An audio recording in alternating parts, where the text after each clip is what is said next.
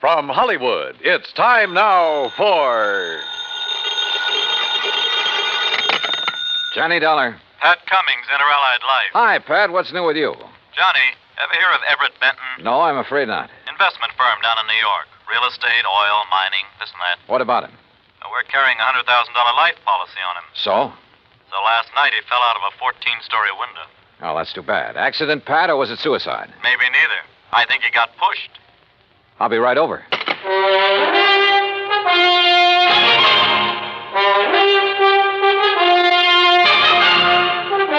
Bob Bailey in the exciting adventures of the man with the action-packed expense account. America's fabulous freelance insurance investigator. Yours truly, Johnny Dollar.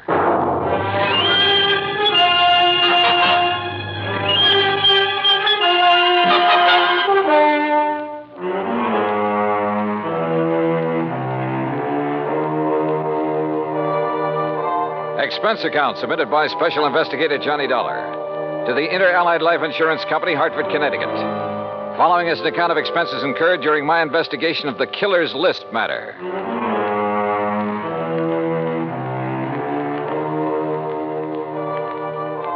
Expense account item 1, $1.20 for a taxi from my apartment to the offices of Inter-Allied. Pat Cummings looked worried and got straight to the point. I don't know, Johnny. Maybe Benton wasn't pushed out that window. But there's something about this deal that just doesn't smell right to me. What can you tell me about this man, Benton? Everett Benton, 45 years old, doing very well in business, so far as we know. Last night about 10 o'clock, he fell or jumped or was pushed out of his office window. This policy on him, who's the beneficiary? His wife, Claire. What's she like? About 12 years younger. Redhead. I see. Yeah.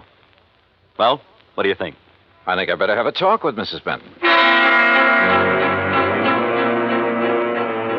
Item 2, $14.40, transportation and incidentals to New York City. The Benton's apartment was on East 67th, very fashionable, very expensive. And Claire Benton looked right at home in her surroundings.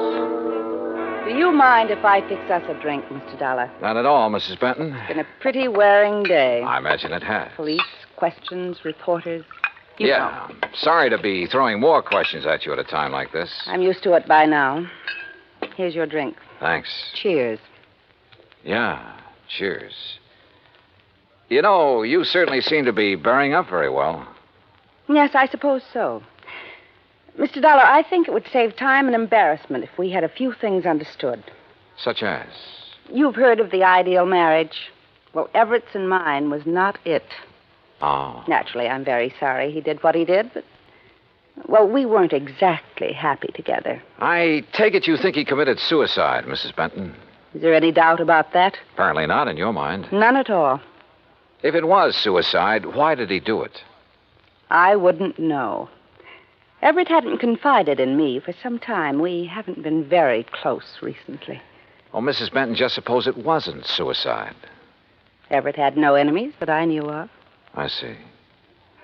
About the insurance policy. Yes, about the insurance policy, Mr. Dollar. $100,000, isn't it? That's right, when you get ready to file a claim. I intend to in the morning. I see. Oh, and one other thing. It just so happens that I have an alibi for last evening. Oh? And it's the nicest kind of alibi there is, Mr. Dollar. What do you mean? It's airtight. And that was Claire Benton. Very calm and collected. And incidentally, anxious to collect. I thought her over all the way to the office of Detective Lieutenant Tovich of Homicide. That's item 3, $1.60 cab fare. Yeah, I talked to her, Johnny. She's a hard one to figure out. Well, what do you think, Tovich? Did he jump or get pushed? You got any ideas? How about financial troubles? He was in the investment business. Have you looked into that? According to his lawyer, his affairs are in good shape. Oh, he'd made his share of poor investments over the years. Wildcat oil leases, stuff like that. But in general, he was doing okay.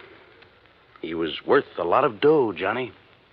Okay, let's assume he was pushed out that window. What was he doing in his office at 10 p.m.? I've wondered about that, too. Any indication anybody was with him? No. The night watchman was in another part of the building when Benton came in. Let himself in with his own key.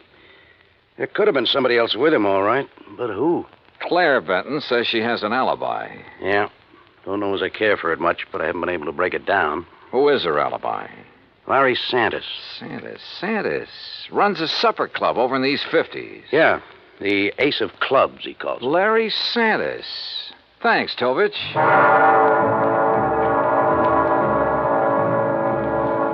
So I went calling again, but this time it was different from my visit to Claire Benton. In the first place, Santis didn't offer me a drink, and in the second place, he wasn't very friendly. Look, Dal, I already told the cops that Claire was here in the club last evening. All evening? Until midnight. Out in the bar? Most of the time. What difference does it make? How about the rest of the time? We were talking here in my office. Just the two of you? Just the two of us. Now, look, Dal, What it boils down to is you've each got alibis for one another, huh?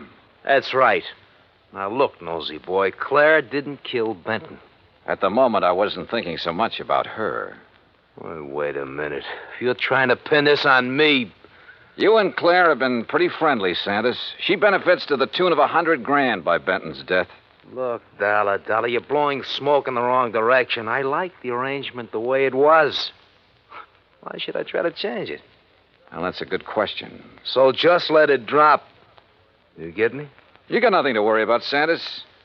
If you've got nothing to hide. I don't want this kind of publicity. It's bad for my business. You know what's wrong with you, Dollar? You got nose trouble. Yeah, occupational disease. You better just get over it. Sometimes it turns out to be fatal. Act two of yours truly, Johnny Dollar, in a moment.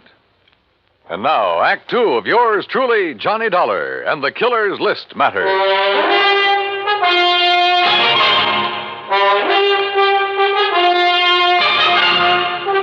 Well, looks like you didn't get any further with Larry Santis than I did, Johnny. Look, Tovich, both Santis and Claire Benton had a motive for killing her husband. Matter of fact, two motives. Money and getting Benton out of their way. Johnny, I'm with you. But we're not even sure yet it was murder.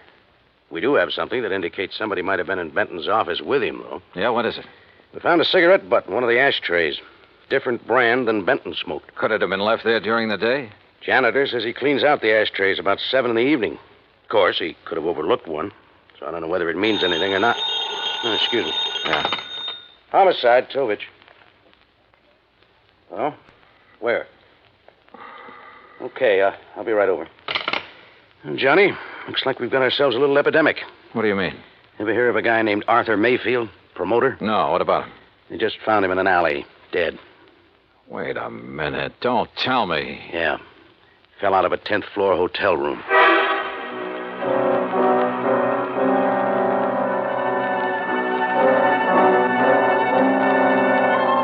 Lieutenant Tovich and I went over to the West Side Hotel where Mayfield's body had been discovered. There was nothing in his room to indicate anyone had been there with him. As a matter of fact, there was nothing couriered. Item 4, $1.80 cab fare to Claire Benton's apartment. Mr. Dollar, I really don't see the point of this. I've told you twice that I did not know this Arthur Mayfield. Did you ever hear your husband mention his name? I've never heard the name until now. From you. Mrs. Benton, mind telling me where you were last night around midnight? I take it that's when Mayfield died. Approximately. I suppose you have an alibi. You suppose correctly. You know something? I wouldn't be at all surprised if you were about to tell me you were with Larry Santis again. You know something, Mr. Dollar? That's exactly where I was last night. I know, Tovich. I know it could be just a coincidence that two guys fall or jump or get shoved out of windows within 24 hours. But I got a hunch there's some kind of connection between them. Could be, Johnny, but so far we haven't been able to find it. Well, how about their past? The armed forces, maybe. I've already checked that out. The answer's no. Could they have been involved in any sort of business deal? I asked Benton's attorney about that. He's checking through all of his papers. He's promised to call me. And you haven't been able to find any organization they both belong to, any situation in which they could have been thrown together? Not so far. Unless they served on a jury together, something like that. Well, don't laugh. That could be it. And they might have convicted somebody who took this way of getting revenge. Yeah, I'll check it out and call you if we find a connection. But don't count on it, Johnny. Don't count on anything.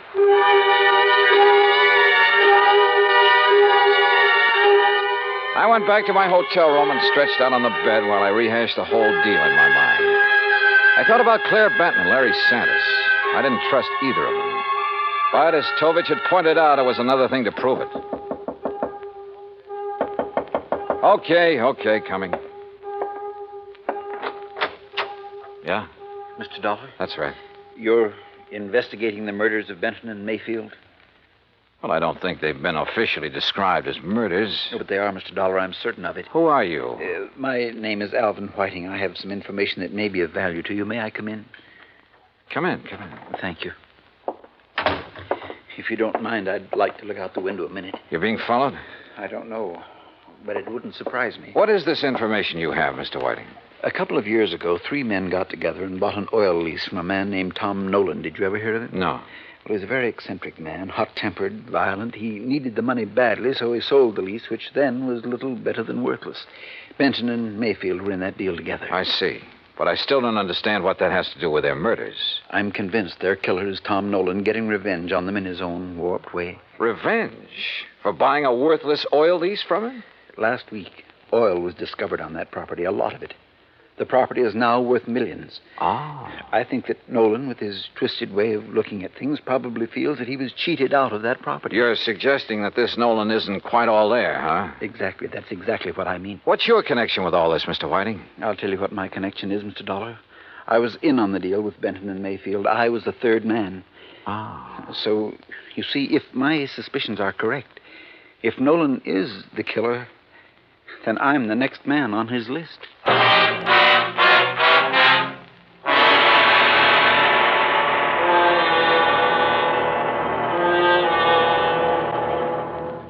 Act 3 of yours truly, Johnny Dollar, in a moment. And now, Act 3 of yours truly, Johnny Dollar, and the Killer's List matter. I took Alvin Whiting down to Lieutenant Tovich's office, and he told his story again. I could see that Tovich felt the same way I did, that at last we were getting someplace. Matter of fact, Johnny, I was about to call you. Benton's lawyer just turned up the lease agreement linking Benton, Mayfield, and Mr. Whiting here. Question is, where's Tom Nolan? I don't think I'll draw an easy breath until he's been found and arrested. We have a bulletin out on him, Mr. Whiting. One thing we found out, about a year ago, he served time for assault and battery. Oh? Mr. Whiting, I'd suggest you take every precaution until we pick up Nolan. Don't worry, Lieutenant. I propose to remain in my apartment until you apprehend him. I'll post a man in the building to look after you. Thank you, sir. Homicide, Tovich. Oh, what's the address? Right. Thank you. We've located the little hotel where Nolan's been staying. Come on, Johnny.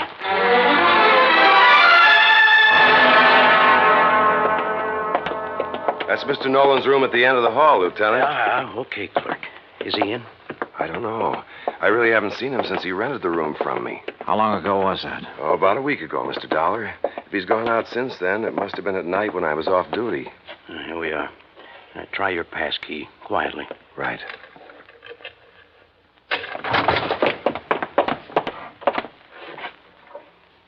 Well, gone. Bag and baggage. Yeah. Room's been used recently, though. Hey, in this ashtray, cigarette butt. Same brand we found in Benton's office. Doesn't prove anything, but it might tie in. Yeah, Tom Nolan could be our boy, but where is he? You say he rented the room from you, clerk. What did he look like? Oh, middle-aged, as I remember. Bushy hair, sort of a wild look to him. Fits the general description Alvin Whiting furnished us. And the mugshot I pulled out of the files. Well, all we can do now is rig a stake out for him here, and then wait. Lieutenant Tovich posted a couple of men in Nolan's room, and we went back to headquarters. While he was getting out another bulletin, I went through Nolan's record. Assault and battery, resisting arrest. There was no doubt he was a violent sort of guy. And with the indication Whiting had given us that Nolan was a little unbalanced, the weird revenge motive might fit. Then something in the records caught my eye. I went back to the office of Larry Santos at his supper club. Oh, look, Dal, I told you the last time you were here. Now, I got a few things to tell you, Santos. The 2 murder victims, Mayfield and Benton, went in on a business deal with a man named Alvin Whiting. All right, so what? They bought an oil lease from Tom Nolan. All of a sudden last week, that lease got real valuable. Alvin Whiting figures that Nolan's the killer. Says he's not all there, and he was trying to get his own strange kind of revenge. Look, Dollar, what's all this got to do with me? That's what I want you to tell me. Look, I don't know anything about any of them. Last year, Nolan was arrested for assault and battery. According to the police records, the man who put up bail for him was you. Okay, so I put up bail for him. Look, Tom Nolan's my uncle, Dollar. Sure, he's offbeat, but he's harmless. Assault and battery? Harmless? So he beat up a guy. That doesn't mean he'd kill anybody. How'd he get mixed up with Benton, Mayfield, and Whiting? Well, he was broke. I asked Benton's wife to get her husband and the others interested in buying Tom's lease to get him some dough. I didn't know the lease would turn out to be valuable. After Nolan got out of jail, he left town, moved to Coopersville. That's upstate. Yeah? Well, he's had a room right here in the city for the last week. I didn't know that. Believe me, I didn't. Look, I haven't heard from him for 6 months. That's the truth. Dollar, I've told you all I know. I still didn't trust Santis, but decided to follow up the lead he'd given me about Coopersville. Maybe Tom Nolan had gone back there. I called Tovich to tell him, and he had a nasty little surprise for me. Alvin Whiting had disappeared from his apartment. I didn't know whether Tom Nolan had gotten to Whiting or not, but I did know I had to find Nolan in a hurry. I hightailed it to Coopersville. It was a small town with half a dozen hotels and rooming houses. I made the rounds, flashing Nolan's picture. Finally, I struck pay dirt. Why, yes, I recognize that picture. That's Tom, all right. But he told me his last name was Niles. You say he roamed here, Mrs. Carr? Yes, kept to himself mostly, but he didn't make no trouble for anybody as far as I could see. Moved in here about, 6 months ago. Around the end of September it was. And then last week he left us. Sure, he probably found out they'd struck oil and moved into the city. You don't understand, Mr. Dollar. When I say he left us, I mean that last week Tom Niles died. And there I was. But all of a sudden, the deal started adding up in my mind. It was after dark when I got to the graveyard, and my flashlight picked out the simple headstone. Tom Niles. Yeah, Tom Nolan. Resting in peace, right where he'd been, all through the murders he was supposed to have committed. The shot knocked the flashlight out of my hand. I hit the dirt, but the flash had pegged the gun for me.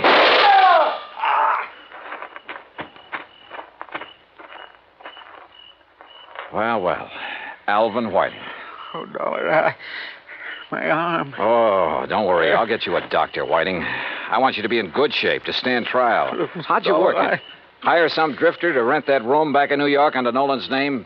Some character you picked up in the park? No, you've got to understand. I had to have the money. I was in debt. I was desperate. You almost got the money, too, didn't you? Yeah, it almost worked. You rigged the story that Nolan was the killer, that you were on his list of victims. That way you end up in sole possession of the oil lease. If I'd only known he was... Yeah. Never try to frame a guy who's already dead.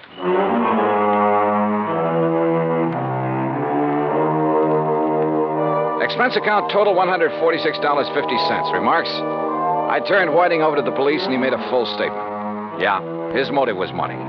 He was in the hole, gambling debts and bills, high cost of living, you might say. But I guess he knows now it's still a real bargain compared to the high cost of dying. Yours truly, Johnny Dollar.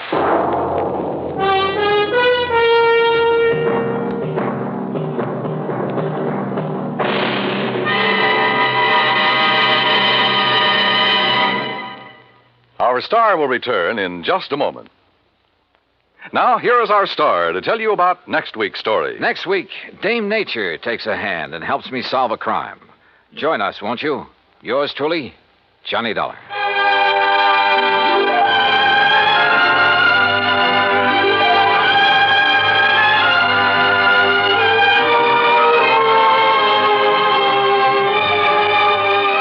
Yours truly, Johnny Dollar, starring Bob Bailey, originates in Hollywood and is produced and directed by Jack Johnstone. Today's story was written by Robert Wright. Heard in our cast were Virginia Gregg, Lillian Bayef, Jack Edwards, Jack Moyles, Tony Barrett, Parley Bear, and Carlton G. Young.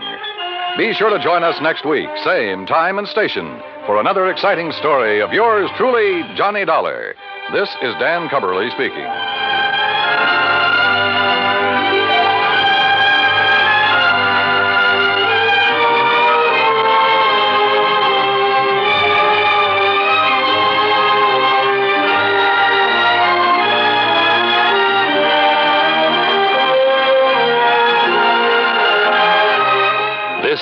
United States Armed Forces Radio and Television Service.